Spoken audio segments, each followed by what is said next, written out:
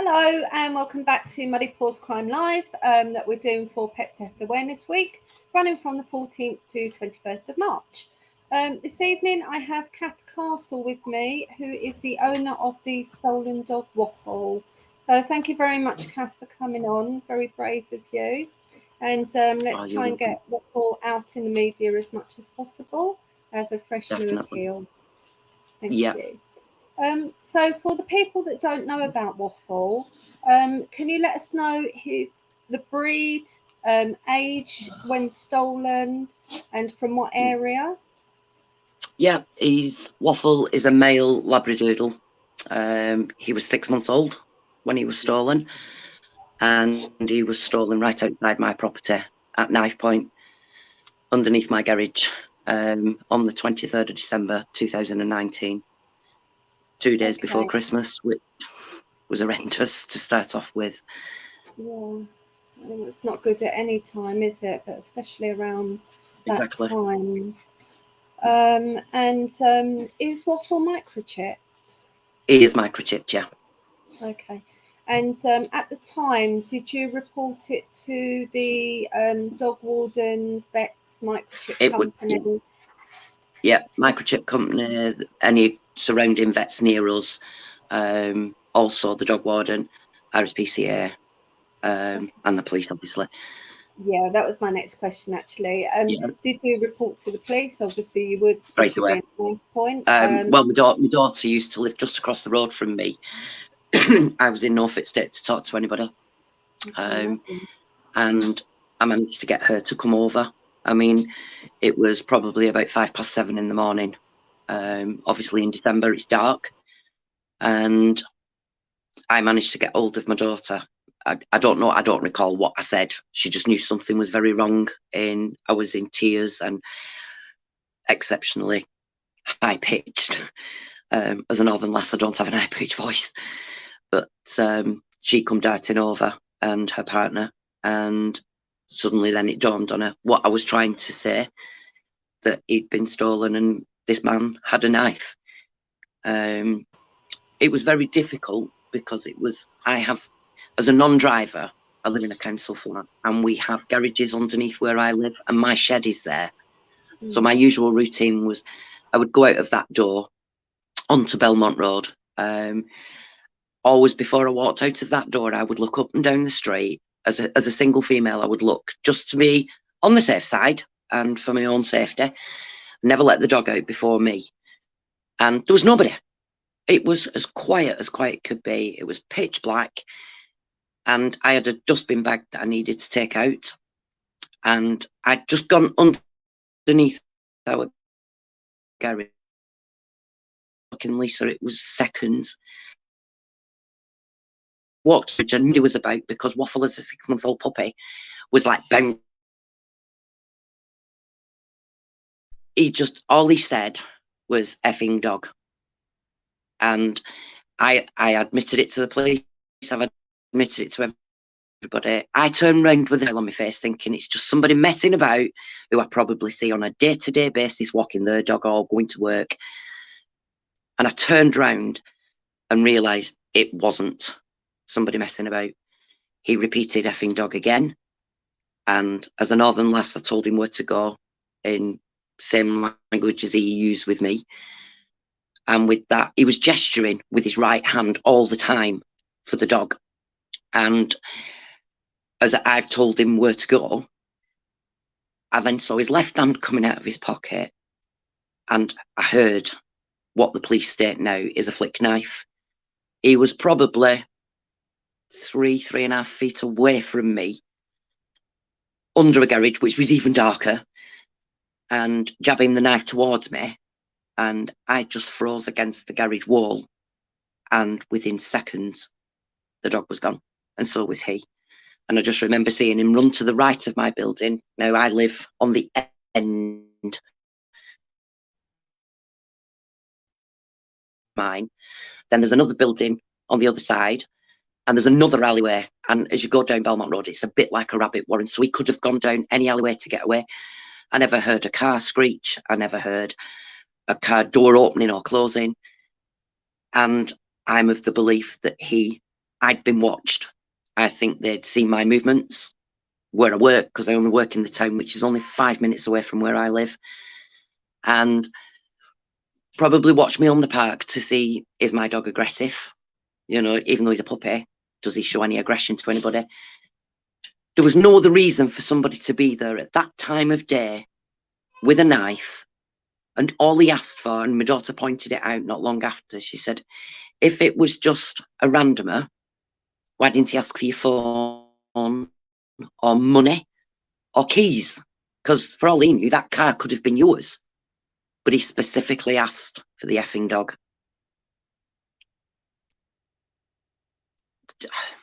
Sorry.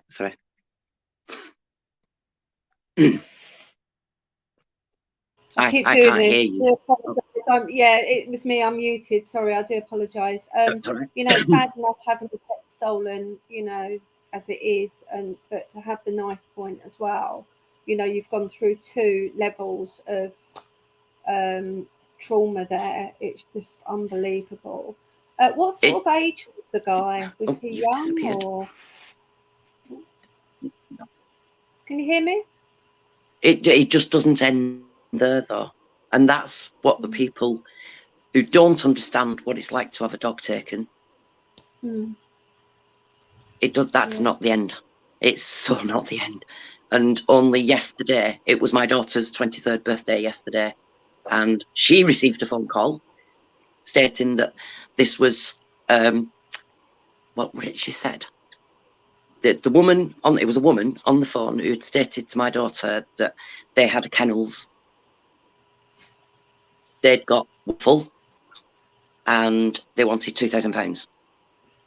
So my daughter, in her wisdom, said, then I need proof that you've got Waffle. I need proof that you've had him scanned and his microchips come up, and I need a photograph. I'm not doing this. This is not, I want £5,000 now because you're being this, that. You know, so instantly we know it's just somebody who's trying their arm to see, pardon me, what money they can get out of us. I've had phone calls all hours of the night. One night in particular, 13 phone calls that came through on a private number, which I know full well the police can trace. And he was constant. And his first words were, I've got your dog. I've killed him. I've rolled him up in a joint. I burnt him. I've smoked him. I've cut his bits off. I've pulled his eyes out. I've cut his ears off. Then, because I wouldn't rise to it, he then came back with another phone call. And a lot of people have said, why did you keep answering the phone? Well, the simple reason is I'm a northern lass, and my mum lives up north still, who's 84 years old. And if something's wrong with my mum, it will come through on a private number. So I had to answer that phone call. I managed to get him on a recorder. I recorded him on my laptop and sent that over to the police. And when they came back 2 weeks later, after saying that they were going to look into it and they were going to trace his number, I got the message back from the police, a phone call back from the police saying, we're not going to take this any further because it is actually an invasion of his privacy. Oh my God. What about my privacy? Because he threatened that he was going to rape me, he was going to rape my daughters, he was going to kill my cat. Now, I don't know, he knows I've got a cat because I do have a cat, but he's an indoor cat, never goes out. And I don't have, ironically, in my flat, I don't have windowsills. The only windowsills I've got are in the kitchen, which is at the back of the property. And how would you know that I've got a cat? Are you somebody who knows me, who's just trying around? And then we get these ones that are very consistent of, they want £500. We've got your dog, we've got this. This Christmas Day just gone. And it came up as a withheld number. And I answered the phone, and I've got all my family here. I now have 4 grandchildren. And I came out of the front room, went into my bedroom, and he wanted £500. He was going to drop the dog off in the garden that he stole him from. I said, then I'll call you out on that because I don't have a garden, I live in a flat. Oh, well, I'll just tie him up to a lamppost outside. And so I said, right. And you proved to me that you've got my dog. No, I'll just take him to local pets home near you. I said, and where's that? He said, up north, where you from? Because he could tell with my accent. And so I said, well, I don't live up north, and I never have for 13 years. And then they put the phone down, and then they'll ring my daughter. And a lot of people say, well, why did you put your phone number out there? We didn't. Devon and Cornwall did.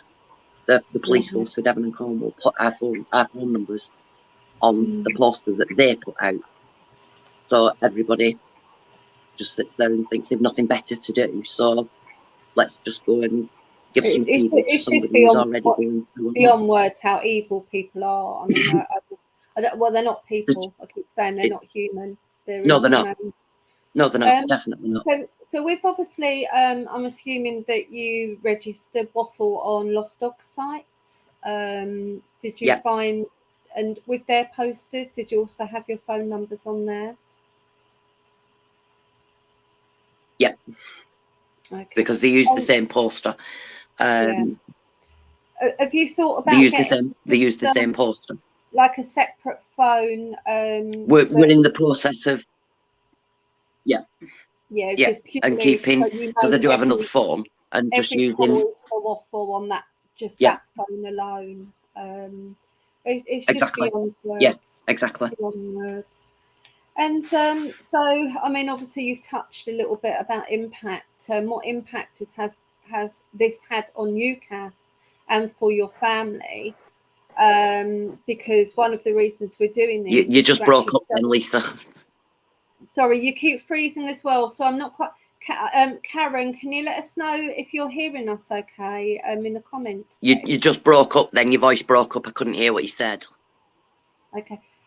So with the impact that it has on you and your family. You've frozen. Oh, have I? Oh, gosh. We're not doing very well, are we? Just waiting to see if we can get a comment, see if they can hear us. Okay, you've unfrozen. Can you hear me now? I can hear you now, yeah. Okay, apparently everybody can hear us. So if we just continue, hopefully we can hear each other. So you've touched a bit on the impact that it's had on you and your extended family. If you can expand on that a little bit, because we want to get over to the police and the government and the thief, if you're watching or anyone knows where Waffle is, the impact that it has had on you. Exactly. I mean, I'm 56. I'll be 57 this year. I won't walk out my front door without my panic alarm. And after it happened, I wouldn't walk out my door. I made sure all my windows were locked. I've always been a person, I mean, unfortunately for me, I live on the first floor, but I've always been a person that has my bedroom window open at night time. I wouldn't do it. If I heard a noise in the hallway, I'd come into the middle bedroom after my daughter had moved out. I'd come into the middle bedroom and sit here and cry thinking he's coming back for me. He didn't have enough with the dog. He's coming back for me. I will not, even now, 2 and a bit years on, I will not take a shortcut.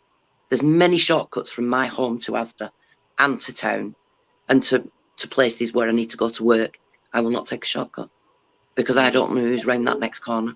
And the fear. I can imagine. It's just beyond words. I just feel for you so much, Cath. I'm just so sorry you've had to go through this. So sort of moving on from that, if with just touching back to the police, have you had anybody help you with the police? Right at the very beginning. Right at the very beginning, they were absolutely incredible. I couldn't fault them. Obviously, then I've heard Devon and Cornwall police are generally pretty good. They were absolutely on the ball. She would answer, like the DC that was in charge of it. If we had any queries or any questions that we wanted to ask, we did it over email or a text message, and she was quite respondent and very quick to respond. Many of them we'd had phone calls from, well, the one that ended up in the paper was £1,000 or will behead your dog, which came through to my daughter, and they traced that number, which was a female over in Plymouth, which is an hour away from us. And when they got there, the police spoke to her and she come out with some excuse that her partner can get into her phone using his phone, and it must have come from his phone. So because they couldn't prove which one it had come from, once again, nothing. It's just unbelievable. Now I feel quite let down. Oh, I don't blame you. Especially after I sent them that voice. And I just feel quite let down by the police at the moment in time. I understand that, you know, they've got bigger fish to fry than chasing up every person. I mean, they must have been inundated with people ringing them straight after Waffle had gone. And I get that, which they did. You know, somebody said that they'd seen a dog exactly the same as him tied up in the town centre. They were off, they were running. It turned out it wasn't him because this one was a black dog and our Waffle's like a golden blonde. But then when the pandemic hit, I was in Wilkinson's at the time with my daughter, and the DC rang and said, like, you know, we are going to have to call this a day. We'll always keep the case open, but we have other things that we have to now concentrate on. That was probably 8 months into it. So 8 months on, after he was stolen, everything was hunky-dory. Then after that, we were basically left on our own. You know what I mean? I feel that myself and one of my daughters, because my eldest one doesn't want to get involved because her grandson's very much a bit older. He's 7, and he asks a lot of questions. But my youngest daughter has been the one that's been like involved all the way. I mean, don't get me wrong, both of them have supported me like I could not believe. And with my youngest one, she's always been, look, we can do this, we can sort this. And within, I think he was taken around about 7:05 in the morning. And by 1 o'clock, I had Spotlight TV here, Granada News, the local newspaper, as well as the police had put it out there by about 8 o'clock that morning. So, I mean, we'd done everything. And then for the months to come, it was constant. A radio station would ring, can you just give us an update? Is anything happening? Have you found him? Our local newspaper, absolutely incredible to this day. She is incredible, the lady Maxine, who does Cecil Voice. And she constantly, it doesn't matter if it's something that's being debated in Parliament, she will ring me and ask me what my thoughts are. So I can't knock St Austell Voice. They have been absolutely amazing. I was going to say, was there any other pet thefts in the area that you're aware of around that time? Or there was a couple of, I think one was in Penzance, but none at Knife Point. And quite a few of the pet thefts that were going around at that time were dogs being lifted out of somebody's garden, or they'd been tied up outside a shopping centre. So none which came as a threat with a knife or anything remotely like that. I remember there was one not long after Waffle had gone, they'd broken into the house while the people were there and snatched the dog and the puppies. And it was just like,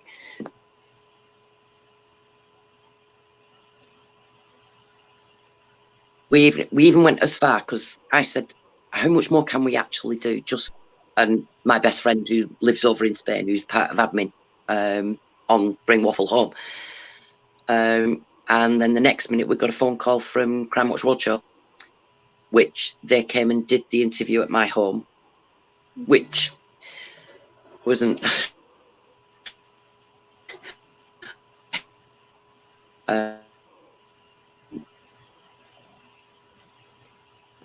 I'm losing you a bit, Cath, so I'm not quite sure if the viewers can actually hear you.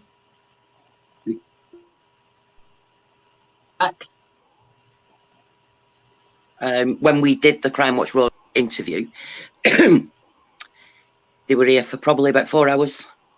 We did everything from start to finish.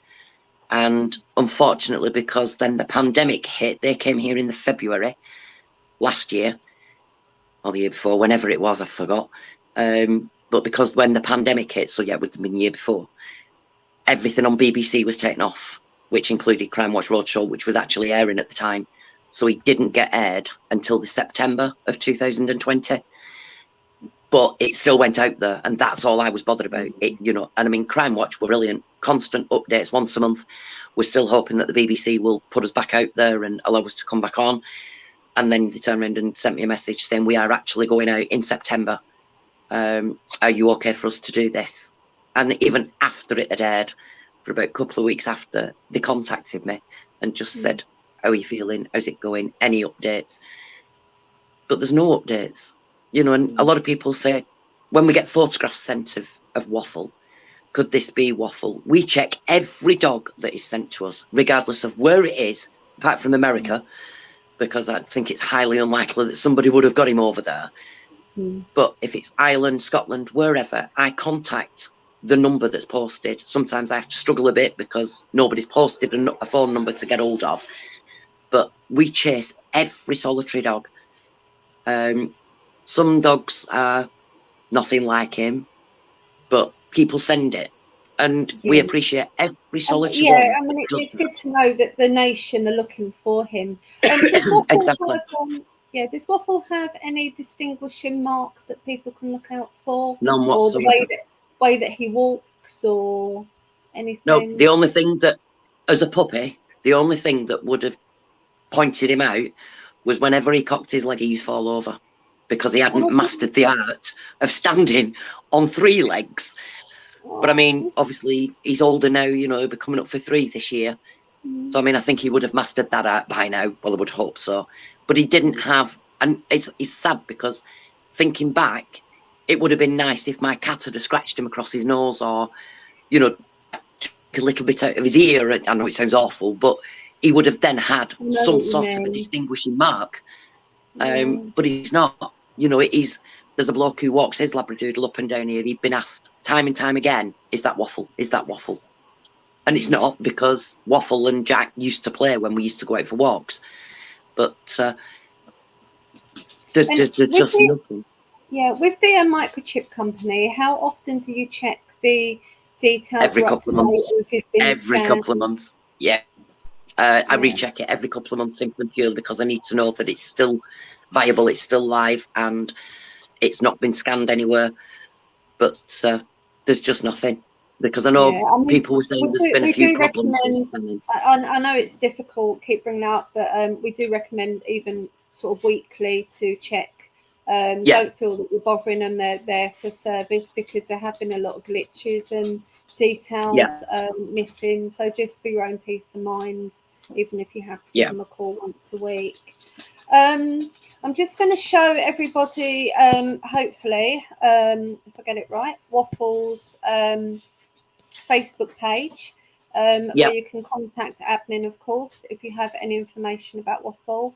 And there's also a little video showing you some pictures.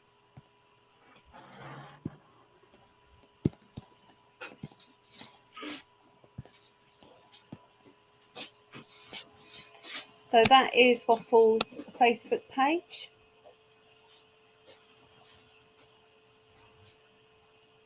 I'm just going to play this for you.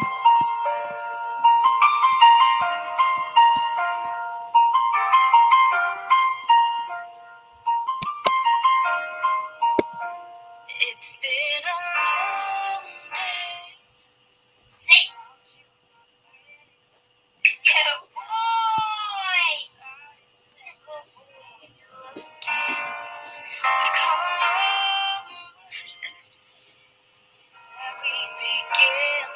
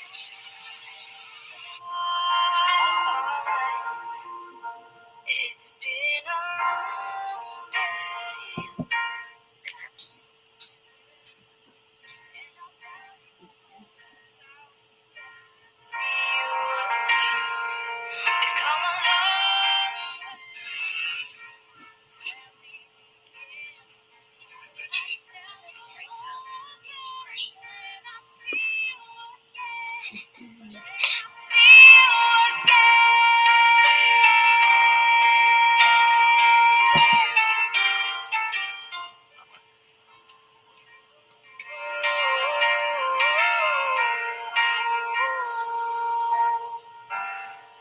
I breathe without you?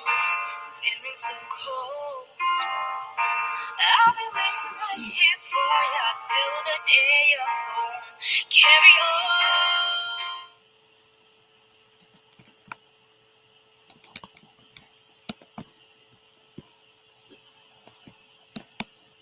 Okay. Well, it's very difficult to watch. Sorry. It is. It's not the easiest one to watch at all. I apologise. I should be strong for you, but No, yeah, it's fine. I mean, that affects everybody. Oh, sorry. Okay. Yeah. So Have we'll a leave drink it of there. that. Any information, please get in touch with Waffle's admin on the Facebook page. Karen has kindly put the Facebook link into the comments.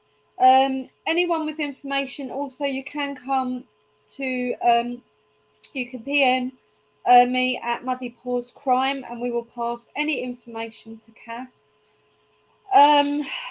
I generally ask if you have a message to the thief, what would you say, Cath? But after watching that, it might be a bit difficult, but please feel free to if you want to. Personally, I will say, anyone, any information, please, please, please get in touch. Someone knows this thief. Someone knows where Waffle is. Someone knows what happened that day. Maybe you didn't want to come forward when it actually happened, but please, now speak up. Waffle needs to go home. You're ripping a family apart.